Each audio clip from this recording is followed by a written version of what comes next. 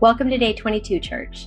We are on our 22nd day of our 28-day fast and journey through the book of Acts, and I pray that these last couple of weeks have blessed you as much as they've blessed me. Today we're on chapter 22. So right off we find out that Paul is speaking to a crowd. Who is this crowd and why does it matter? This crowd is a group of Jews in Jerusalem. Why is that important? So you have to understand we're in the diaspora at this point, right? So Hellenization has reached even Jerusalem at this point. And Paul knows this. He knows exactly who he's talking to. He knows exactly what to say to them in order to relate to them. And I think that there's a message in there for us, right? We need to know these things. Yes, we share the gospel wherever we go. Yes, we share our testimony wherever we go. But there are certain things that we need to be aware of. You know, who you're speaking to, when the right time is, what they're going to understand. Paul knew all of this. And so Paul tells them, He tells them, I am a Jew born in Tarsus of Cilicia, but I was brought up in this city. They're in Jerusalem, right? I studied under Gamaliel and was thoroughly trained in the law of our ancestors. I was just as zealous for God as any of you are today.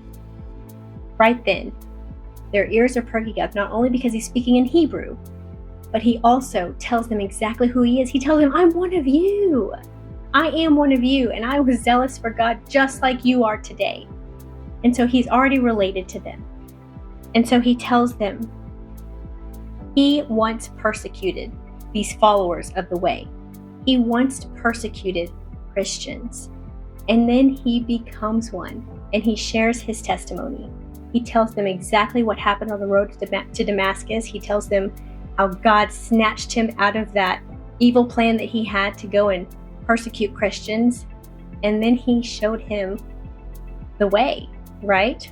And so there's a message in here because each of us have our different paths that we've walked in.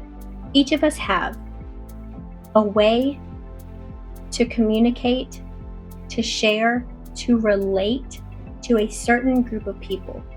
And I want you to think about that. Who is that for you? Is that, I know for me, I was raised by a single mother. I have a father and a stepfather who went to prison. And so right off, when I find out that someone has maybe a parent that has been in prison, I already know how to relate to them. And it's not because I'm trying to trick them or trying to, persuade them or manipulate them. It's that, hey, I was once like you. Like, I understand.